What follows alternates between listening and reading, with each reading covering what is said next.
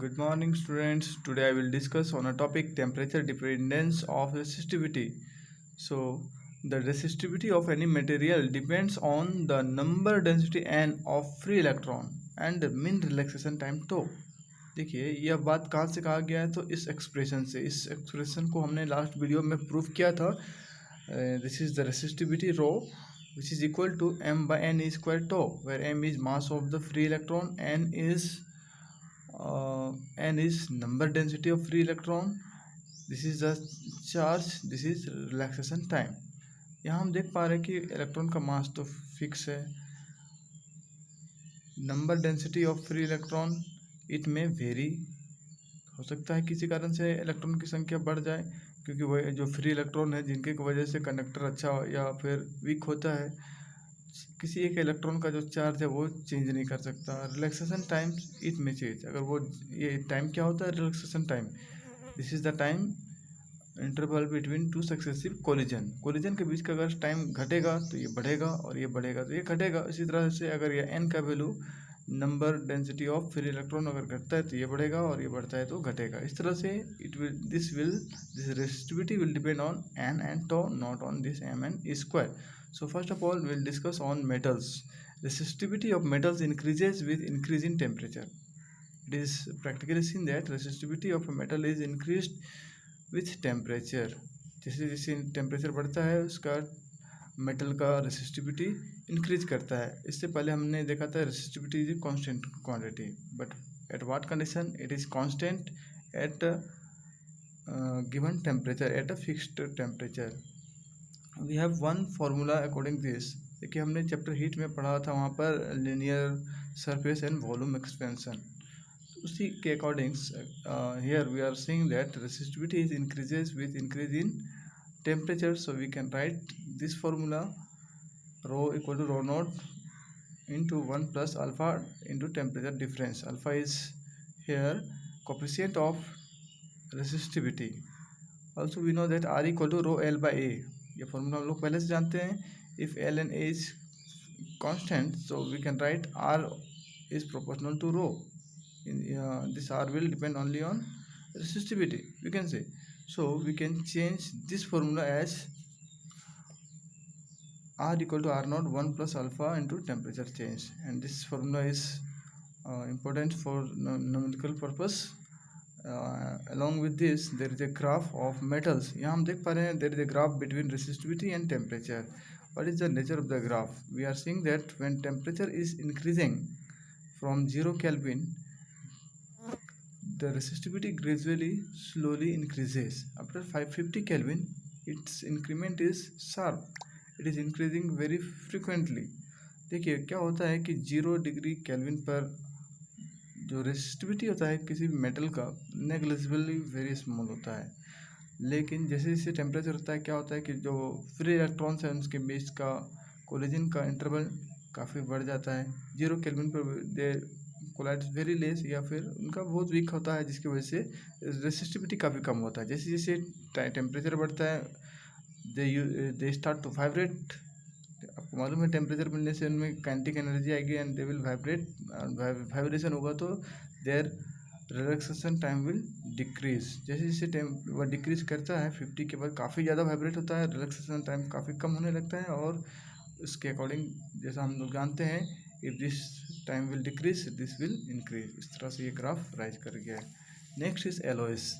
देखिए एलॉयज में क्या होता है, alloys have high resistivity. The resistivity of nichrome has weak temperature dependence. देखिए alloys में जो केस है वह मेटल्स के जैसा नहीं होता.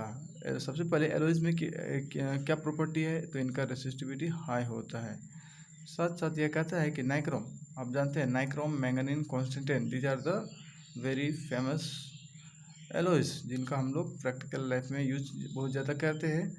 Nichrome has weak temperature dependence, मतलब टेम्परेचर आप घटाइए बढ़ाइए इस नाइक्रोम के रेसिस्टिविटी पर काफ़ी कम इफेक्ट पड़ता है. लेकिन क्या इफेक्ट है उसे हम लोग समझेंगे. So here we have plotted a graph for nichrome wire where along x axis there is a resistivity, along x axis temperature is written here. क्या होता है कि at 0 kelvin some residual temperature remains on the nichrome. हमने metals में कहा था कि negligible small या फिर जीरो के बराबर रेसिस्टिविटी हो जाता है किसका, मेटल्स का। लेकिन अगर यहाँ पर एलॉयज है तो एलॉयज में टेम्परेचर जीरो नहीं होगा, कुछ ना कुछ रेसिस्टिविटी रहेगा ही। उसके बाद क्या होता है, when we increase temperature relaxation time decreases, as we know in so what happens, resistivity will increase slowly. So this is about the alloys. Now semiconductor and insulator। देखिए अभी क्लास 12th में आपको सेमीकंडक्टर एक chapter and में पढ़ना है details में, तो उसका क्या यूज होता है। तो सेमीकंडक्टर में भी इलेक्ट्रिक करंट कंडक्ट किए जाते हैं, वहाँ पर भी चार्ज कैरियर्स होते हैं। तो क्या क्या रूल्स है और क्या प्रॉपर्टी है उसके अकॉर्डिंग हम लोग यहाँ स्टडी करेंगे। In case of insulator and semiconductor the relaxation time tau does not change with temperature but number density n of free electron increases exponentially with increase in temperature. यहाँ पर हम देख पा रहे हैं कि रिलैक्सेशन टाइम एक सेमीकंडक्टर का और इंसुलेटर का चेंज नहीं करता। इंसुलेटर में क्या होता है, फ्री इलेक्ट्रॉन या तो नहीं होते हैं या पर इतने वीक होते हैं कि इतने कम होते हैं कि वो they do not participate in electric current. और next is number density of free electron, मतलब अगर हम इलेक्ट्रॉन की संख्या बढ़ाएंगे तभी तो इलेक्ट्रिक करंट कंडक्ट होगा, बिना फ्री इलेक्ट्रॉन के तो हम एक्सपेक्ट ही नहीं कर सकते हैं कि इलेक्ट्रिक करंट क्रिएट हो सकता है। सो देखिए अब क्या होता है कि मैं सबसे पहले I want to discuss on semiconductor. क्या होता है कि semiconductor examples are germanium and silicon which is found in nature. they are having 4 valence electrons and we know that 4 valence electrons are very weak, they form very weak bond. So what happens at the 0 Kelvin, at 0 Kelvin that electrons cannot be used as a conduction electron। उनको हम electric current के तौर पर कभी use नहीं कर सकते because they do not break their bond। but what happens when we bring that semiconductor at room temperature, some of the electrons and above room temperature some of the electrons start to lose their position from their bond। और उससे क्या होता है कि जहाँ से वह अपने जगह को रिलीज करेंगे वहाँ पर एक होल क्रिएट हो जाता है, और उस होल का क्या होगा, तो उस होल को भरने के लिए दूसरे एटम का इलेक्ट्रॉन शिफ्ट करेगा और अपने जगह क्या छोड़ आएगा, होल। और उस होल को फिर कोई ऐसा नहीं कि होल ऐसे ही पड़ा रहेगा, फिर अगल बगल का एटम्स का जो इलेक्ट्रॉन है वहाँ पर शिफ्ट कर जाएगा और फिर अपनी जगह छोड़ रखेगा एक होल। तो इस तरह हम देख पा रहे हैं कि सेमीकंडक्टर में जब टेम्परेचर सफिशिएंट मिलता है तो इलेक्ट्रॉन का भी फ्लो हो रहा है और होल्स का भी फ्लो होता है, और हम कहते हैं कि जो इलेक्ट्रिक करंट कंडक्ट होता है सेमीकंडक्टर में वह होल्स और इलेक्ट्रॉन दोनों की वजह से होता है। अब हमें देखना है consequently the resistivity decreases exponentially with increase in temperature. सबसे पहले आप सिंपल सी बात जानिए कि सेमीकंडक्टर में टेम्परेचर बढ़ने पर रेसिस्टिविटी बढ़ता है या घटता है। तो हम कहेंगे टेम्परेचर बढ़ने से चार्ज कैरियर्स बढ़ जाते हैं और चार्ज कैरियर्स बढ़ने से रेसिस्टिविटी घट जाते हैं। तो सीधी बात, if temperature increases resistivity decreases.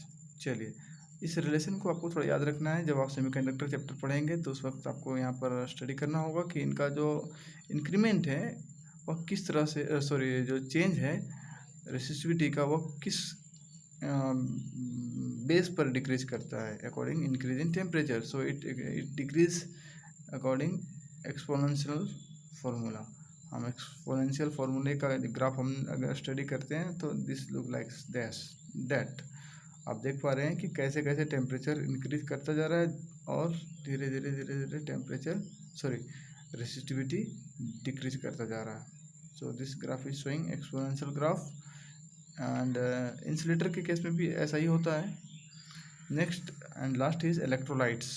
Electrolytes में हम जानते हैं कि there is a container, that is electrolytic container, there is 2 electrodes, one is anode and another is cathodes। when circuit is completed and what happens, इसके अंदर में क्या क्या होते हैं, तो एक इलेक्ट्रोलाइट होता है, another is we can say that electrolyte as a solvent and solute, and another there is a solution that is called solvent. तो क्या होता है कि when temperature is increases, the interionic forces और साथ साथ their viscous forces becomes weak. उससे क्या होगा, इंटरआयनिक फोर्स और विस्कस फोर्स वीक होने से क्या होगा, they becomes more free to move. इनका काम है इधर से इधर मूव करना, फ्री मोबाइल आयंस का, और उनका जो बॉन्ड है उनके बीच में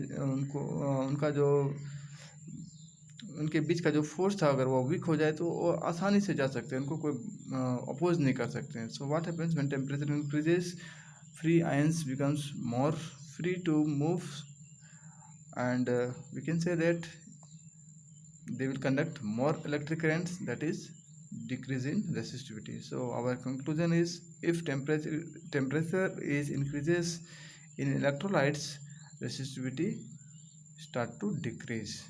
तो अभी इस वीडियो में यहीं तक है.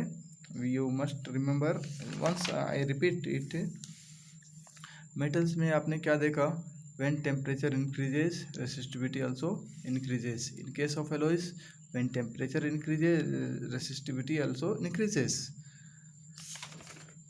In case of semiconductor and insulator, what we have seen, when temperature increases, resistivity decreases. Same way in electrolytes, when temperature increases, resistivity decreases. That's all in this video. Thank you.